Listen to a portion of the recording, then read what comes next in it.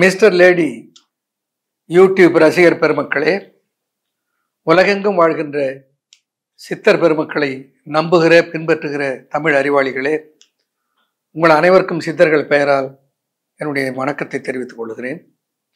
தமிழ் கூறும் நல்லுலகம் நலமுடன் பல்லாண்டு வாழ வேண்டும் என்று உலகளாவிய தமிழ் சொந்தங்களுக்கு நற்செய்திகளை கொண்டு போய் சேர்க்கிற அரிய பணியை செய்து கொண்டிருக்கிற ஊடகங்களை எல்லாம் நான் வணங்குகிறேன், மதிக்கின்றேன். அந்த வகையிலே இன்றைக்கு மிஸ்டர் லேடி சேனலில் பேசுவது நிறைவு தருகிறது. ஒன்று, எல்லாருக்கும் இன்னைக்கு ஹெல்த் கான்ஷியஸ் பெரும்பாலும் இருக்கு. பொதுவாக கற்றவர்களுக்கு, அதில் குறிப்பா இவன் கிராமத்தில் இருக்கிற சாதாரண மக்களுக்கு கூட ஹெல்த் கான்ஷியஸ்ன்னு ஓரளவுக்கு வந்திருக்கிறது. அதற்கு காரணம் இந்த தொலைக்காட்சியை பார்ப்பது அல்லது இந்த யூடியூபை கவனிப்பது. இப்போ மொபைல் இல்லாதவங்களே, ஆண்ட்ராய்டு ஃபோன் இல்லாதவங்களே கிடையாது, எல்லாரும் வைத்திருக்கிறார்கள். கிராமத்தில் இருந்து நகரப்புறத்தில் இருக்கிற எல்லா தொழிலாளர்களும் வைத்திருக்கிறார்கள். அந்த அளவுக்கு அதனுடைய முக்கியத்துவம் மக்களுக்கு தெரிந்திருக்கிறது. நிறைய அதை பார்க்கிறார்கள். ஆகையினாலே இந்த ஹெல்த் கான்ஷியஸ் சொல்றேன் இல்லையா, ஆரோக்கிய விழிப்புணர்வு இருக்கிறது. அதிலே பலர் என்னை கேட்பது உண்டு, ஐயா காலையிலே உண்ணுவதற்கு எது சிறந்த உணவு? நாங்கள் இட்லி தோசை தான் சாப்பிட்றோம், இல்லை பூரி சுட்டு சாப்பிட்றோம், பொங்கல் சாப்பிட்றோம்.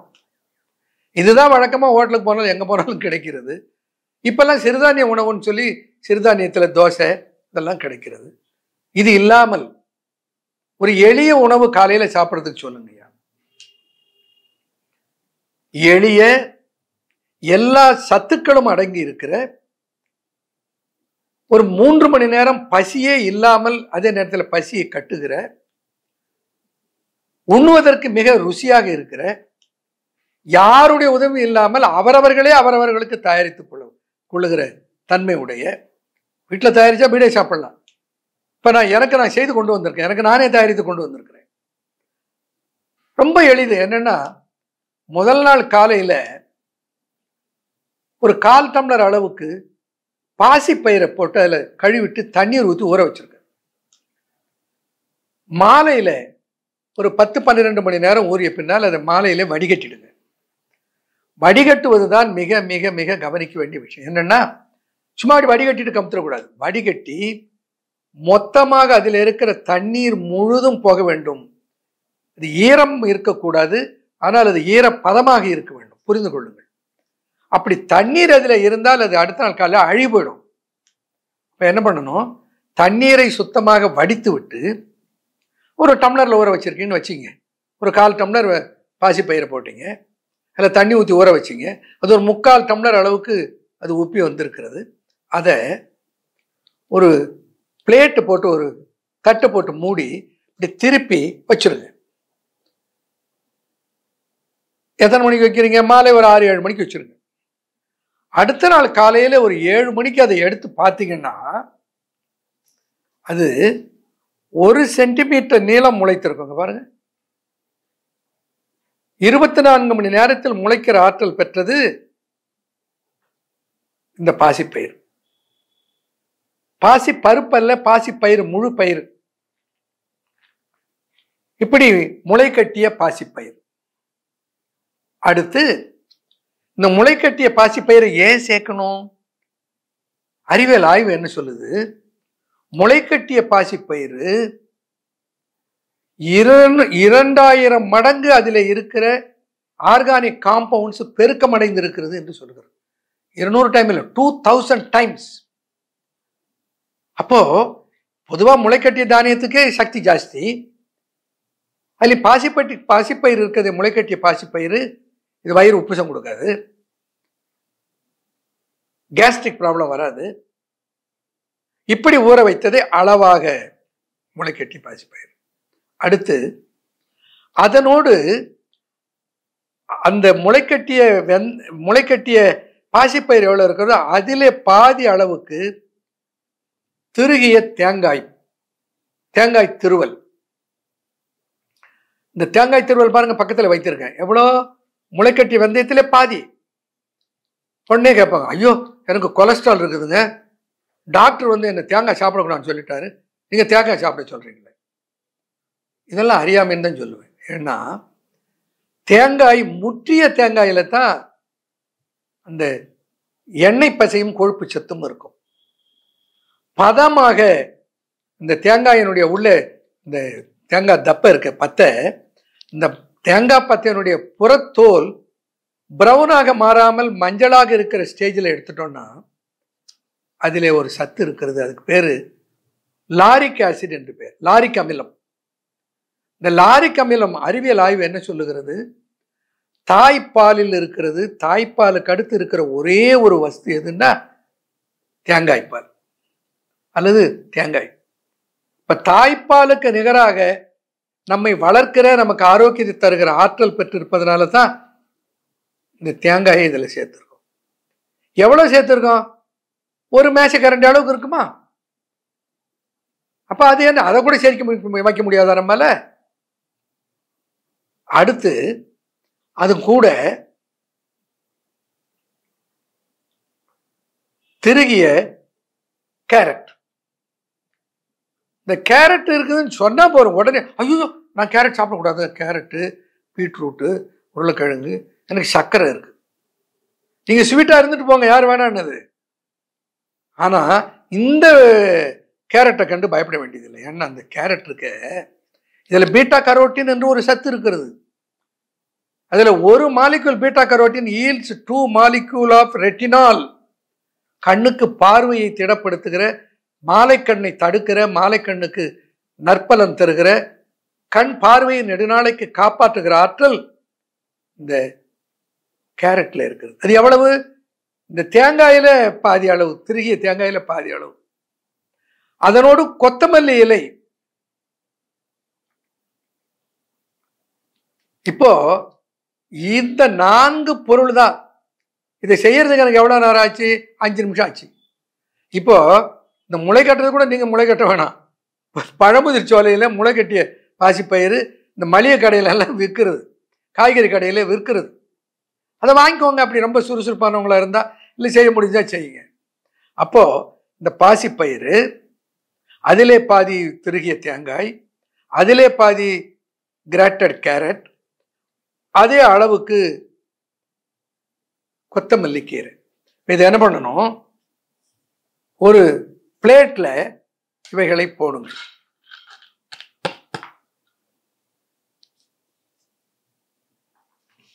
பாருங்க, கொத்தமல்லி கீரை, கேரட், தேங்காய் திருகல். பார்க்கும் போதே பயங்கர டெம்டிங்கா இருக்கும், டாப்பிங்ஸ் மாதிரி இருக்கும். இது பார்க்கறது எவ்வளவு அழகா இருக்கு பாருங்க.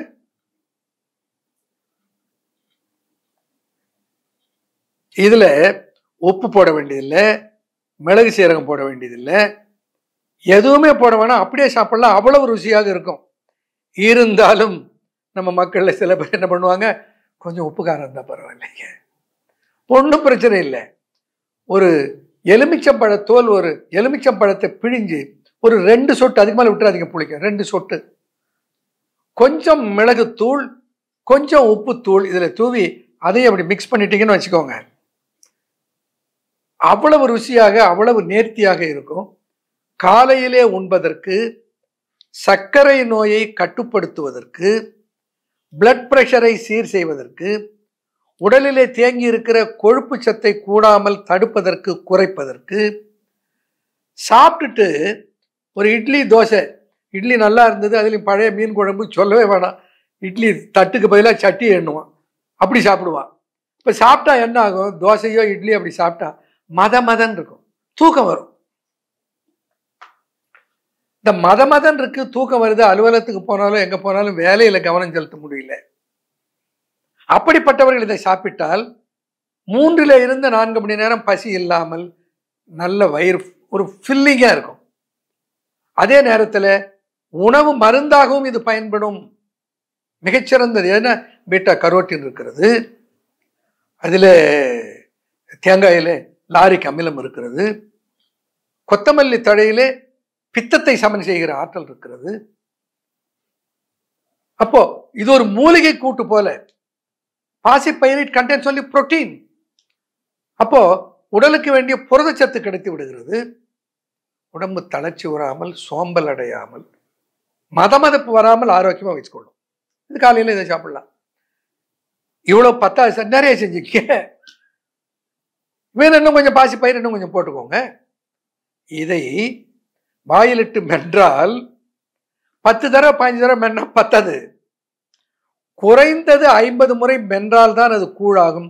அப்படி மென்று சித்தர்கள் சொன்ன வழியில் சாப்பிட்டால் தான் அதனுடைய முழு பலனை பெற முடியும். இன்னொரு எளிதான ஒரு தயாரிப்பு சொல்றேன். அது எல்லா வீட்லையும் இருக்கிற காய்கறிகளை வச்சு செய்யலாம். ரொம்ப சிம்பிள். சாலட். இப்போ வெள்ளரி பிஞ்சு இருக்கு, வெங்காயம் வெள்ளரி பிஞ்சு ரெண்டையும் நறுக்கி அந்த ரெண்டையும் கொஞ்சம் தண்ணியில போட்டு ஒரு அலசிட்டு இந்த தயிரில் போட்டு கொஞ்சம் உப்பு சேர்த்துட்டு அதை அப்படியே கலக்கி இந்த பச்சடி என்ன வெள்ளரி பிஞ்சு வெங்காயம் தயிர் பச்சடி இதை காலையில் சாப்பிடலாம். ரொம்ப ஃபில்லிங்காக இருக்கும். வெள்ளரி பிஞ்சில் அவ்வளவு சத்து இருக்கிறது.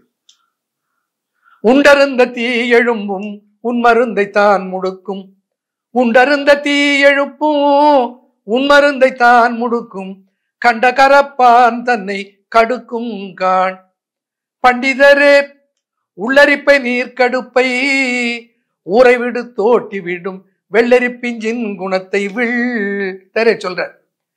வெள்ளரி பிஞ்சுக்கு இவ்வளவு சக்தி இருக்குப்பா. நீ எந்த மருந்தை சாப்பிட்டாலும் அந்த மருந்தினுடைய சக்தியை கூட்டி கொடுக்கும். மேலே வருகிற அரிப்புகளை எல்லாம் போக்கிவிடும். கரப்பானை தடுக்கும். கரப்பானுக்கு மருந்து சாப்பிடும் போது என்ன உணவு சாப்பிடுறதுன்னு குழப்பம் வேணாம். கரப்பானுக்கு மருந்து சாப்பிடும் போது கூட வெள்ளரி பிஞ்சு சாப்பிடு. உள்ளரிப்பை நீர் கடுப்பை ஊரை விடு தோட்டி விடும். இந்த வெயில் நாள்ல ஒரு அருமையான உணவு நீர் கடுப்பு என்று இந்த சிறுநீர் கடுக்கும் ஒண்ணுக்கு போகிற போது. சில பேர் நீங்க கேள்விப்பட்டிருக்க மாட்டீங்க. மருத்துவர் நான் கேள்விப்பட்டிருக்கேன். உள்ள அரிக்குதுன்னு சொல்லுவான். வயிற்றுக்கு உள்ளே அரிக்கிறதுன்னு சொல்லுவான். சித்திர உள் அரிப்பை நீர் கடுப்பை. உள்ள அரிச்சா எங்க சொரிஞ்சிக்கிறது? நெளிவான தவிர அது சொரிஞ்சிக்க முடியாது. சில மறைவான இடங்கள்ல அரிச்சாலே சொரிஞ்சிக்க முடியாது. ரொம்ப சங்கடப்படுவோம். இது உள்ள அரிக்குது. உள்ளரிப்பை நீர் கடுப்பை ஊரை விடு தோட்டி விடும் வெள்ளரி பிஞ்சின் குணத்தை அந்த வெள்ளரி பிஞ்சு சாலட். வெள்ளரி பிஞ்சை தோலை சீவப்படாது. வெள்ளரி பிஞ்சை நல்லா கழுவிடணும். ஏன்னா இப்ப நிறைய பூச்சி மருந்துகளை போடுகிறார்கள். அது ஆர்கானிக் கிடைச்சா வாங்கிக்கோங்க. தோலோடு அறுக்க வேண்டும். ஏன்னா இந்த தோல்ல தான் அவ்வளவு சத்து இருக்கிறது. குக்கர்பெட்டாசின் என்று நம்ம சித்தர்கள் சொன்ன அறிவியல் என்ன சொல்லுன்னு சொல்லணும் இல்லை. அந்த அறிவியல் என்ன சொல்லுகிறது? குக்கர்பெட்டாசின் பி என்று ஒரு சத்து இருக்கிறதா அந்த வெள்ளரி பிஞ்சில். அது என்ன செய்கிறது? Anti inflammatory. எங்க வீக்கம் வந்தாலும் அந்த வீக்கத்தை தடுக்கிற ஆற்றல் இருக்கும். ஆன்டி இன்ஃப்ளமேட்டரி, ஆன்டி கேன்சரஸ், புற்றுநோயை வராமல் தடுக்கிற ஆற்றல் அதற்கு இருக்கிறது. இப்படி நிறைய ஆய்வுகள் சொல்லுகின்றன. இவைகளெல்லாம் உடனே வெள்ளரி பிஞ்சே சாப்பிட்டுட்டு உட்காந்துருக்க கூடாது. என்னன்னா அதை ஏன் இதுல சேர்க்கிறோம் என்பதுக்காக சொல்லுகிற. வெள்ளரி பிஞ்சை சாலட்ல சேர்க்கிறோம். வெங்காயத்துக்கு அவ்வளவு சக்தி இருக்கு. வெங்காயம்னு சொல்லுகிற போது ஒரு ஐயம் வரும். சின்ன வெங்காயமா பெரிய வெங்காயமா? சின்ன வெங்காயம் தான் வெங்காயம். பெரிய வெங்காயம் வெங்காயத்துக்கு டூப்ளிகேட். தெரியுதுங்களா? வேற என்ன பண்றது? நாம சோம்பேறி ஆகிட்டோம். பெருசா தான் அந்த வெங்காயத்தை. சின்ன வெங்காயத்தினுடைய காரம் பெரிய வெங்காயத்துல இருக்காது. நான் வெங்காயத்துக்கு பண்புன்னு சொல்லுவதெல்லாம் சின்ன வெங்காயத்துக்குரிய பண்பு தான். ஆனா அது பெரிய வெங்காயத்துக்கும் அந்த பண்பு இருக்கிறது. சின்ன வெங்காயத்தோட ஒப்பிடும் போது அதற்கு சமமாக இது இருக்க முடியாது. வெப்பமூல கிரந்தி வீறு ரத்த பித்தமுடன், வெப்பமூல கிரந்தி வீறு ரத்த பித்தமுடன், செப்புனா அக்கரம் தீரா தாகம், வெப்பு கடுப்பு அரும் சன்னி மூல கிரந்தி, வயிறுப்பல் தடிப்பேகும் வெங்காயத்தால். வெங்காயத்தாலே அவ்வளவு ஆற்றல் இருக்கிறது. என்ன? வெப்பம், மூலம், கிரந்தி. மூல நோய், வெப்பத்தினாலே வருகிற எரிச்சல். கிரந்தி, புண், ஆறாப்பு. வீறு ரத்த பித்தம், பிளட் பிரஷர் கட்டுப்படும் வெங்காயத்துல. உடனே நான் இன்னையிலிருந்து வெங்காயத்தை சாப்பிட்றேன், பிளட் பிரஷர் மாத்திரை சாப்பிட மாட்டேன்னா அது அறிவுக்கு பொருந்தாது. மாத்திரை என்ன மருந்துகள் சாப்பிடுகிறவர்களோ அதை எடுத்துக்கொண்டே இந்த உணவுகளை கூட்டி, அது உணவெல்லாம் இந்த உணவால உங்களுக்கு கட்டுப்பாட்டுக்கு வந்த பின்னால் கொஞ்சம் கொஞ்சமாக குறைத்து குறைத்து சோதித்து பார்த்து பார்த்து இனி தேவையில்லை என்றால் நிறுத்த வேண்டும். இப்போ நான் சாலட் சொன்னேன். என்ன, இந்த முளைக்கட்டிய பாசிப்பயிறு, திருகிய தேங்காய், திருகிய கேரட்டு, கொத்தமல்லி தழையை சேர்த்து சாப்பிட சொன்னேன். அதுல உடம்பு இழைக்க விரும்புபவர்களுக்கு ஒரு மிகச்சிறந்த வயிறு ஃபில்லிங்கா உடம்பு இழைக்கிறது உதவும். இப்போ 4 சாலட்ல சேர்க்கிற 4 பொருள்கள். 1 வெள்ளரி பிஞ்சினுடைய ஸ்லைஸ், 2 வெங்காயத்தினுடைய ஸ்லைஸ், பெரிய வெங்காய ஸ்லைஸ், 3வது தக்காளி பழத்தினுடைய ஸ்லைஸ், 4வது கேரட்டோட ஸ்லைஸ். இது எந்த 5 ஸ்டார் ஹோட்டல்ல போனாலும் உணவோட சேர்த்து பரிமாறுகிறார்கள், சாலட் கொடுக்கிறாரு. இது சாப்பிடுவதற்கு ருசியாகவும் இருக்கும். அதில் கொஞ்சம் எலுமிச்சம்பழம் போட்டிருக்கும். அப்படி லேசாக எலுமிச்சம்பழத்தை அந்த வெங்காயத்து மேலே அப்படி பிழிஞ்சு விட்டுட்டோம்னா அந்த வெங்காயத்தினுடைய காரம் குறைஞ்சி போய்டும், ருசியாக சாப்பிடலாம். தக்காளி பழத்தில் லைக்கோபீன் என்று ஒரு சத்து பொருள் இருக்கிறது என்று அறிவியல் உலகம் சொல்லுகிறது. அந்த லைக்கோபீன் என்ன செய்யுமா, இருதயத்துக்கு பலமூட்டும், இருதய நோய்களுக்கு ஒரு துணை மருந்தாக இருக்கும், இருதய நோயை வராமல் தடுக்கும். அப்போ இந்த உணவு என்று எடுக்கிற போது ஒரு முக்கியமான விஷயம், பசி அடங்கணும். சரி, கொஞ்ச நேரம் பசி இல்லாமல் தாக்கு பிடிக்கணும். சரி, அடுத்து என்ன, அதே நேரத்தில் அது உடம்புக்கு உபாதை செய்யாமல் நன்மை பயப்பதாக இருக்க வேண்டும், ஏற்ற உணவாக இருக்க வேண்டும். அப்படிப்பட்ட ஏற்ற சிற்றுண்டியாகத்தான் இப்ப நான் உங்களுக்கு சொன்னது தயிர் பச்சடி, வெள்ளரி பிஞ்சி, வெங்காயம் போட்டு பண்றது, சாலடாக நறுக்கி வைத்து கொஞ்சம் எலுமிச்சம்பழ சாறை பிழிந்து விட்டு இவைகளை சேர்த்து காலையிலே சாலடாக வயிறு நிரம்ப சாப்பிடலாம். ஒன்றே ஒன்று நினைவில் வைத்துக் கொள்ளுங்கள், நன்றாக மென்று சாப்பிடுங்கள். மென்று சாப்பிடுவது நீடித்து வாழ்வதற்கு உதவும். ஏனென்றால் அதற்கு சித்தர்கள் சொல்லி இருக்கிற பாடல்களை எல்லாம் அந்த நிகழ்ச்சியிலே சொல்லுவேன். அது எப்படி இருதயத்துக்கு பலமூட்டுகிறது மென்று சாப்பிடுவது, எப்படி பல்வேறு நோய்களை அது தடுக்கிறது மென்று சாப்பிடுவது, எப்படி இரைப்பைக்கு வேலையை குறைக்கிறது மென்று சாப்பிடுவது, இப்படிப்பட்ட செய்திகளை எல்லாம் உள்ளடக்கிய நிகழ்வுதான் அந்த நிகழ்வு. It's not commercial, it's purely voluntary service. பயன்மடையட்டும். தமிழ் கூறும் நல்லுலகம் ஆனந்தமாக வாழட்டும். நன்றி, வணக்கம்.